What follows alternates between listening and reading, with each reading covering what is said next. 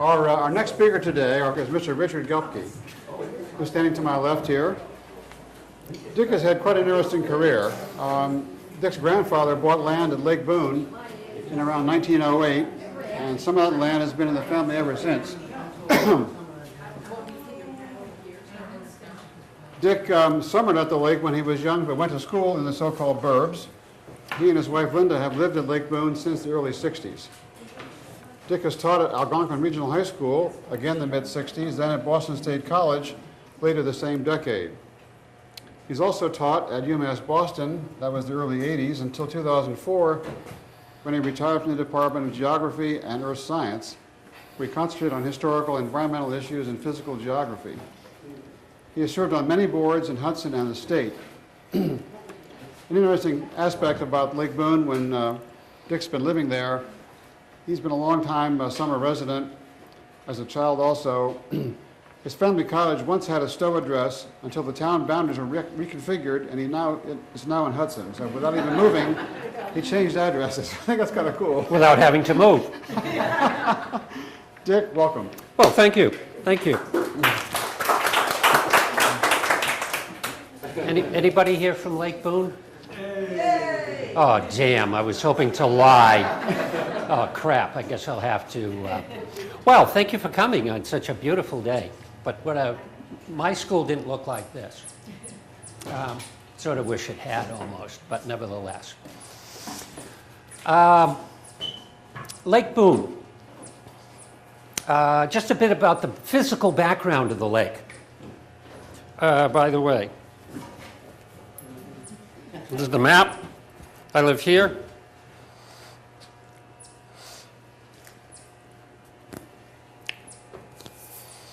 A little bit about the geology, the physical background.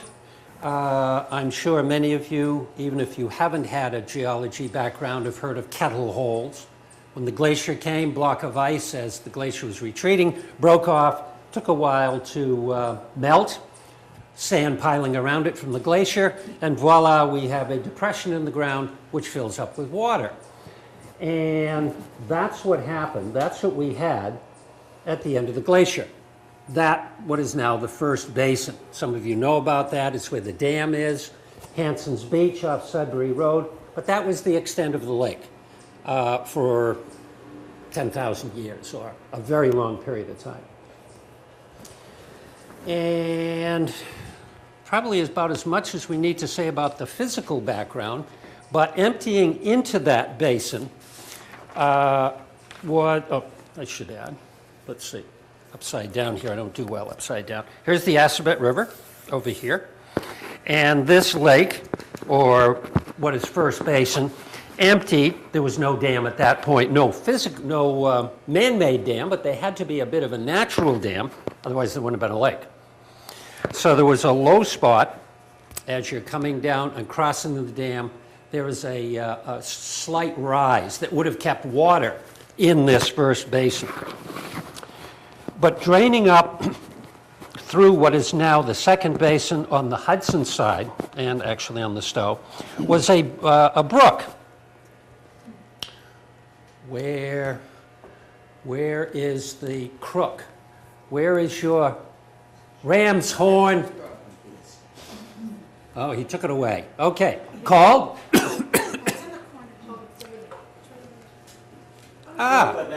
Yeah, great. They called it Ram's Horn Brook. Don't ask me why. Somebody thought it looked like a ram's horn. Well, they had very fertile imaginations in those days. Must be they didn't have a whole lot to do at night. They didn't spend time on Facebook, so they dreamt up crazy names for places. But nevertheless, that's really sort of enough of the physical background. The first date that really appears as far as the lake area was in 1674. I'm never very good on dates. I was in geography, not history. We do maps, not dates. A man by the name of Matthew Boone with a friend, and I think his name was Kettle, settled somewhere up here. At least Boone did, somewhere where the outlet of the dam is. House right over here Right over here? on Maple Street. Aha. That must be Stow. Doesn't mean anything to me. Stow. But at any rate, let's see. Matthew Boone was here, 1670s. Indians afoot. They come, beat him up, and according to the story, he struggles his way back towards Sudbury. Some people from Sudbury come, try to help him out.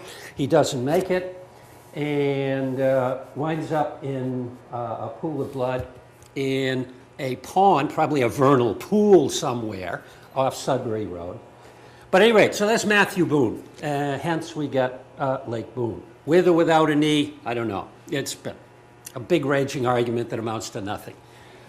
But then, probably the next thing that really begins to happen here, this is all farmed land down in through here, around the lake. And God knows what they were farmed. It was strictly meadow at that time, probably low, marshy, swampy stuff, maybe pasture. But all owned by various people. And in the mid-1840s, Amory Maynard, a name you'll probably be familiar with, comes along and he decides to buy all of the land around this area so that he can build a dam here in 1840-something, push the dam higher than the natural one, back up all of this.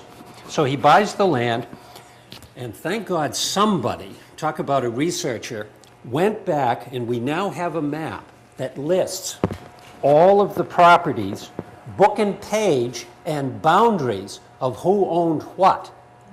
The 1840s, 1844 to 5, 6, in through there. And I've been in the Cambridge Registry, and that's when they were writing this kind of stuff. Anybody worked in the Cambridge Registry? Don't. Because it hasn't progressed much beyond the 1840s. It's just a dreadful place to work.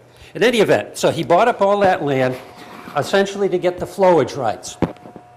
So he builds the dam in the 1840s. The lake backs up from this, what was only the first basin, backs all the way up into here. Some of this on the far end is very shallow, as you know if you've been there. And you can see some of the stumps that were cut, presumably chestnut stumps, because they're still there. You can still see these things. They look like a big octopus still in the water. And that would have been, I don't know, a couple hundred years ago, something like that. Some of those are still very, very hard wood. So why does Maynard do this? What is he backing this up for? Mill. Yeah, where? Mill. Yeah, where? Maynard. In Maynard, to do what? Water power. Water power for? Textile. For textiles, the woolen mill. And let's see, this is through the 1850s, just as a sidelight. The Cotachuet Water Board, smacks of Boston, comes out and buys the water rights from Amory Maynard for here. What the hell does this have to do with Boston? We're not even on the right river. Assabet flows north, joins the Sudbury to form the Concord at the bridge.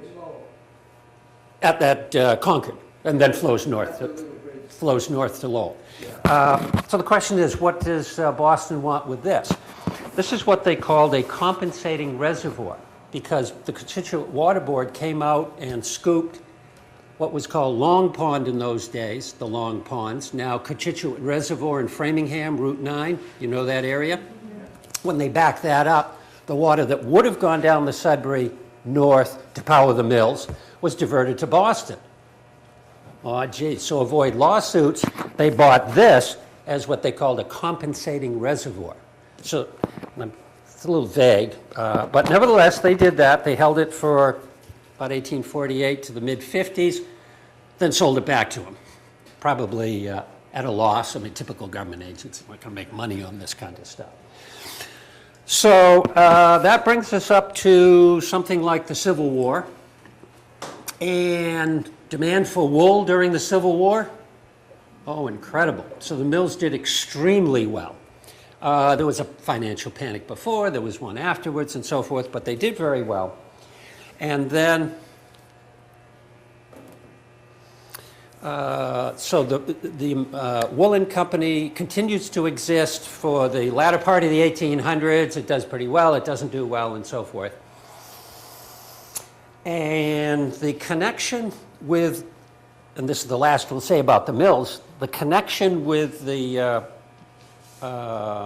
what is now Clock Tower Place in Maynard, the only connection is apparently up through the 1930s, as far as I can see, they would regularly still pull the boards in the lake to put water in the river. And I'm thinking, well, geez, they had electricity. I mean, didn't need it for water power. It wasn't for water power, it was to wash the wool. So they would pull the boards here and also on the next reservoir upstream on the Assabet, which is, you're not Hudson people, so you don't care.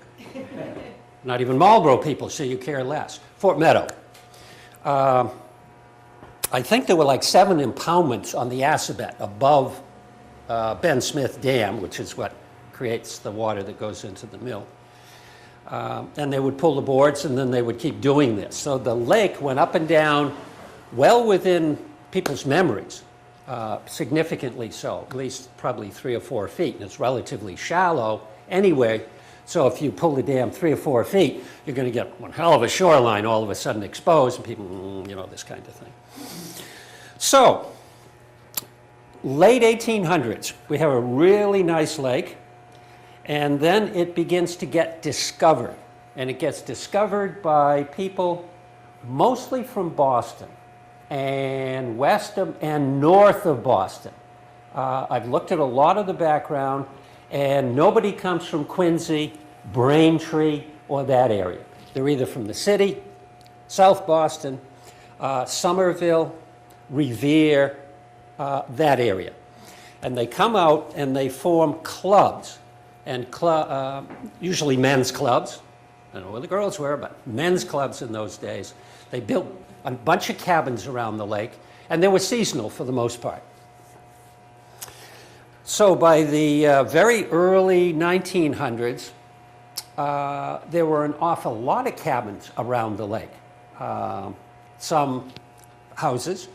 And one of the earlier settlers was James Parker. He actually bought land during the Civil War in the 1860s. Essentially the area, let's see, upside down again, off Sudbury Road. What is this? Oh, watershed boundary, forget the watersheds. Along Sudbury Road, and this large area in through here. And this becomes the Parker land, and ultimately the Parkers are the ones who run Larkin Lumber in Hudson, which just very recently went away. Really, really too bad. But nevertheless, the Parkers were here, and a number of others, but apparently this North Shore, what is now North Shore Drive, was not developed too early by a group. But there were several other groups that came and developed a good part of the lake.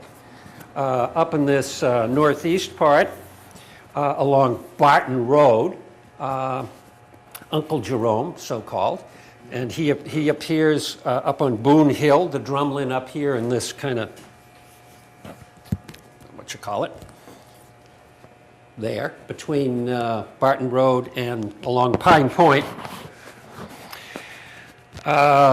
So Barton has a whole series of cabins along through here, the Barton family, along with the Eastmans. Along the South Shore, this area in here, which turns out to be the premier address of Lake Boon, where I come from, right over here. This was settled by the Lakeside Land Company, a group from Marlborough. John Rock, if you know that area at all. Rock Ave comes from that. It's not because there are stones. This is all glacial outwash. It's very flat, Boone's Plain and so forth, very few rocks. So they do, and I have a really nice plan in 1909. No, I think it was 1903. They submitted a plan. Over in this area, Oakmoor, which is near where, trying to think, along, let's see, Lower Main Street, West Ave, Lake Boon Ave, across from Comcast, or one of those places used to be in there, at any rate, on that side. And they developed in through here. This becomes important because, as we see later on, this tributary, which actually now comes from the golf course. I'm not a golfer. There's a big golf course right in here, very successful. In through here, this turns out to be where the action of all of Lake Boone happens, much later on. Well, not actually much later on, beginning in the 1920s. There is a dance hall that begins in the early 1920s, a big dance hall. It was very popular. There are a number of small stores that happen along through here, restaurants. There was a barber shop. Anybody remember Toohey's Pharmacy in Hudson, where the Arthur Redding has a Hudson appliance right now, right on that corner? The bar lunch? Aha, you remember the bar lunch. Okay. Toohey's Pharmacy actually had a waterside pharmacy you could go up to in a boat. We have a picture of that. It was on Lakeside, so it was on the, let's see, on that side. Oh, here we are, on this side. And there were all kinds of things, and this really is where the action developed around here. It was really where the only, except one other, commercial activity on the lake occurred. The other place that you may have heard of, because it was in Stow, this town, was right up here at the very northern end of the lake, and it became Hansons Beach.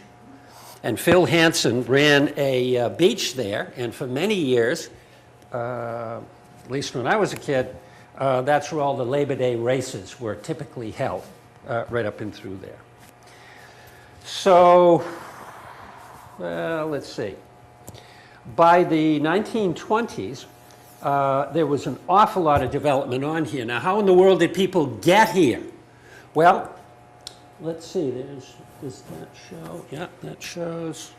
Okay. Yep, the two railroads show. There were two railroads that came out, and that's probably what either saved or whatever, Lake Boone. Because the two railroads, the very first one is this one that comes down here, and this is the Marlborough branch of the Fitchburg Railroad of the B&M. And that came ungodly early. That came in like 1850. 1850, I mean, that was pretty damn early. 1851, Thoreau took a hike from Walden Pond over to Lake Boone a year after that. He could have taken the train, but he didn't. So you could come out here, and there was a station here at Boone Road, right where the Sudbury Road crosses the Assabet River, where Track Road is now. And that was, in the early days, Whitman Station, because of the Whitman farm just beyond it. So that was one. And the other was, let's see, over here. This is the so-called Central Mass Line along the southern edge of the lake. And the Central Mass Line was a fascinating railroad. It went from Waltham out through here, through Clinton, and went ultimately to Northampton. I mean, it was an incredible line. And there was a station, didn't do it all well upside down, there was a station, let's see, over here on Ordway Crossing. Some people think that station should have been on Main Street. And if you think about it, it really should have been on Main Street. Why it wasn't on Main Street was very simple. Ordway paid to have him have the stop so that he could take people to the lake. So when you get off here, actually when you get off at this one, you probably took a barge, which was a horse-drawn cart in the early days to get to the lake, or you could walk. Up here, it was a short walk up over the hill, the backside of the drumlin, down to here, which was Rooney's Beach later on, now the Perishow family. And in the early days, there was a store there, Bolam's General Store. And I don't even think you remember that one. That has been gone a long time. Actually, my dear, I wasn't even looking at you. I was looking over your head. See? You've got to be a little more careful. Oh, boy. Dueling. Okay, so once you got to the lake, then what? Well, in the early 1900s, they had a number of ferries that you could take. They had several stops. One up here. Actually, as you go Sudbury Road and you see the lake, let's see, right after Pine Point, I'm sort of familiar with that. It's almost on the lake. The lake is right there. And there was a stop there. You could get out, you could take the ferry. And they would stop at various scheduled stops, or I suppose if you stood on the shore and said, me, they would stop and pick you up.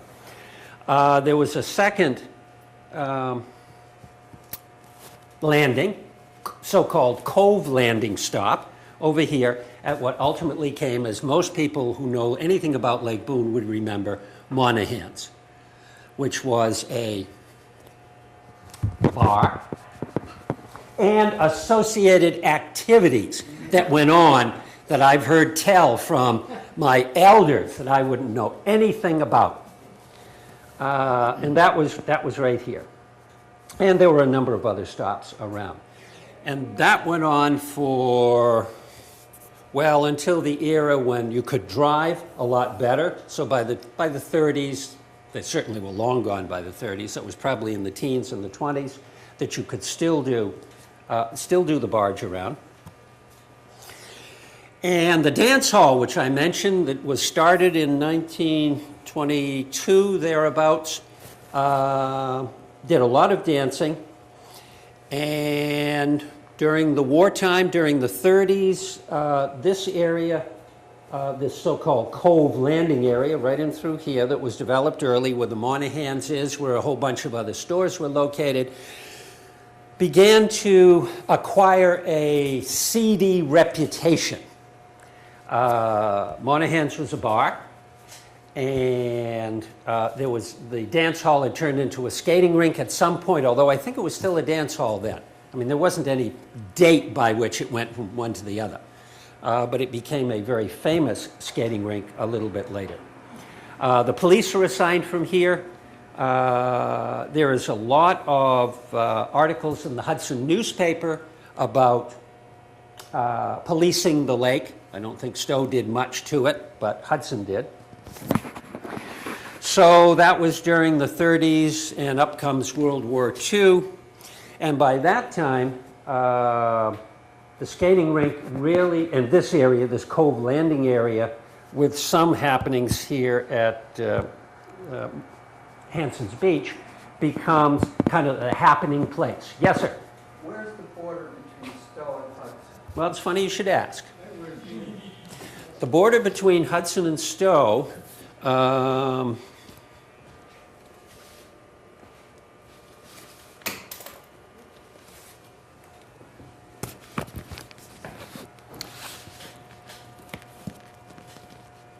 used to be like that. Okay, there was a straight line across the lake because it was established long before the lake was backed up and that it became a second basin. But when, That was a longitude. well, not quite, it's an angle. Yeah, it's not quite east-west. But what it does is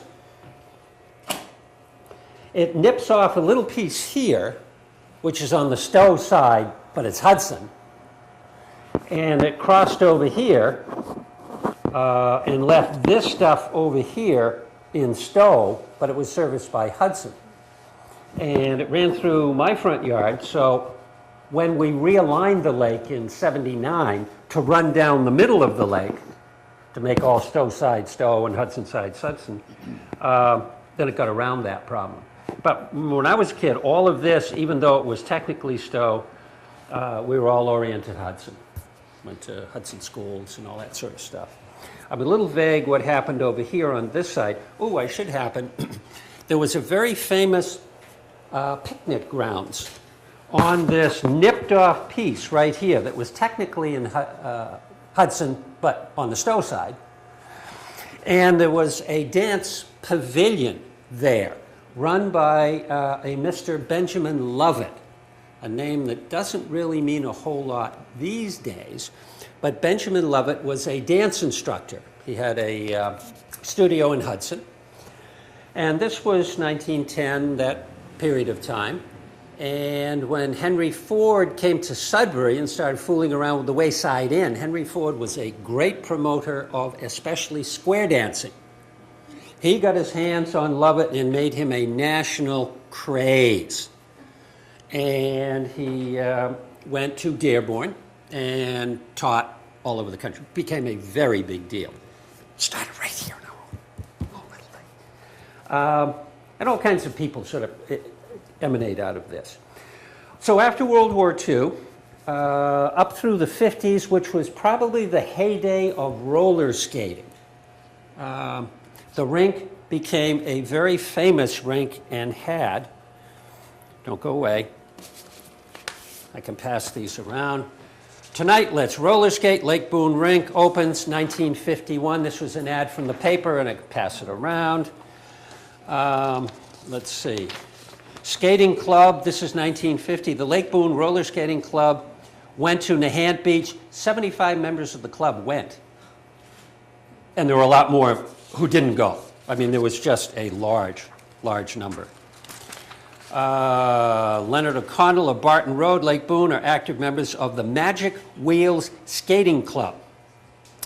And these people skated nationally back in the 50s. It was a very big deal, and it was a club known all over the place. Skip skated at the rink, he said. Not a roller skate. Did you really? I skated at the roller rink. I don't remember you. That's quite a long time ago. Oh, okay. They let you in? You were from Stow. They let you in even though you were from Stow? Sorry. Definitely, I'm talking to him now. Well, we let them in. Actually, they came from Boston. They came from all over, and it was a big rink. Started out as a dance hall.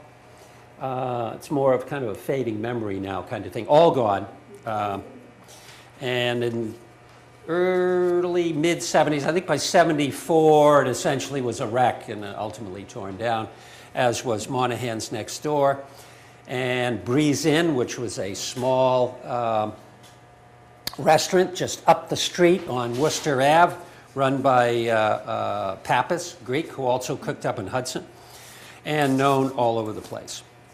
There were a number of other clubs I should mention. There was the Lake Boon Catholic Association, and they did, oh my God, they did all kinds of things in addition to Sunday morning at the Association Hall. They actually had a building off of Barton Road. And this is talking about a music event they had, largely attended, but see if you find a pattern here. President William Hickey, Vice President Clark, O'Connell, Leary, Hannon, Casey, Coyle, O'Donnell, Hickey, Hannon, Kelly. You know, this damn French, they get in everywhere. So it was indeed a really big deal. Actually, my grandfather in 1920, 21, when they formed that association, he was on the original, and they were all people from Boston. who put that together. Through the 50s, and the 50s was really the heyday of that skating in that era. And as I look around, some of you probably way too young to remember, but the 60s, the world changed. And it changed at Lake Boon, and it changed everywhere through a variety of reasons that you probably all remember. And that's when things went away. It's also the area that I went off to summer camps. I was a camp counselor for years, so I actually didn't spend all that much time as a kid at the lake. I was elsewhere. And in the 70s, what really began to happen, starting in the 60s, was what's called eutrophication of the lake. And that has to do with the growth of weeds, which are really direct response to fertilizer, as in septics, because of course in the early days, little houses on tinier plots of land, and they probably had a 55-gallon oil drum up towards the street, and then they took water either directly out of the lake or a shallow well pump 5-10 feet down. Jesus, I don't know, I put enough of the damn things down. I mean, just put it in, pump, pitcher pump, you're in business and you got water. I think, Lou, yours is not very far from the lake, is it? Nope. And not very deep either. And my guess is they're probably still a number. Now, on the Hudson side, we've had water for probably, I don't know, 20 years or something like that. But on the Stow side, oh, that's right, Stow. This is the town where you pay moderate taxes and get so much in return. Hey, Yeah, sorry about that. I should have, just to finish off, I should have mentioned this. 1950, thousands participated in 3-day holiday program held at Lake Boon. The big event of the season were the Labor Day races. And this is from September 7th, which was just after Labor Day. Thousands of thrilled spectators witnessed the Labor Day weekend events, one of the best programs ever staged at the lake. The 3-day activities included field events Saturday afternoon, a costume ball for roller skaters Saturday night, motorboat parade Sunday afternoon, pop concert and dance Sunday night, water and canoe races Monday morning. At noontime, what did people do in the 50s and up through this period of time? They went home and they gathered everything up they were going to take back and left to go back home. Very few people in those days lived at the lake year-round. And even in the 60s, I can remember very well walking down at night to the lake and looking around, and there were just 2 or 3, and I'm on the second basin, just 2 or 3 lights on. That meant that people were there. All the others were seasonal cottages. And people went back to the Welsleys and the Belmonts and the Somervilles and Boston and so forth. And the lake emptied out on Monday afternoon, literally that day. And that was sort of in the 60s. In the 70s, I'd go down and there'd be a few more lights on. And then in the 80s, there were an awful lot more. And by that time, the notion of having a country cottage at the lake and a townhouse were gone. So people moved to the lake or sold it, whichever. And then slowly in the 80s and the 90s, we had further developments because, cripes, as early as the 20s, much of the good waterfront land had already been developed, either by sizable houses or tiny little things around the Cove Landing. I mean, think of 5,000 square foot lots. It's just a tiny little lot. And there were all kinds of issues of upgrading. We've had many efforts, grants to try to clean up the lake. And actually now it's in pretty decent shape, but through a lot of effort. And we've had a lot of studies. One of the issues that came up, however, which was really interesting, is Lake Boon is a great pond, which means, according to state definition, it's over 10 acres. And it was over 10 acres in its natural state. because the first basin was about 70 to begin with, so there was no question. In order to get any state money as a great pond, you have to have public access.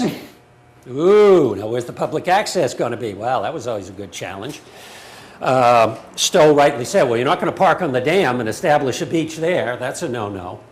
And so where are you going to do it? Well, Hansons Beach, but that went away and it became Bob Rooney's place, and that was sort of a club.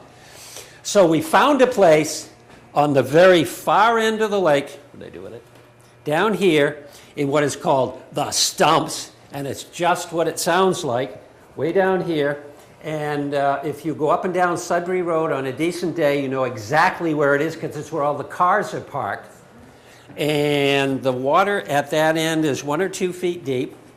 Very pretty down there. Actually, it was Bob Dawes' land in the old days, and he donated that for public access. And lots, very shallow, so people go in there, but there's really no parking. The state forest is, the Assabet Wildlife Refuge is across the street. There's a little bit of parking there, not much. So, I don't know. That's Lake Boon. Dick, thank you very much. You're welcome. Very enlightening. Any final comments you want to make? Mike? Any final comments you want to make? What's that? I didn't want to make this a public question, but was there any discussion?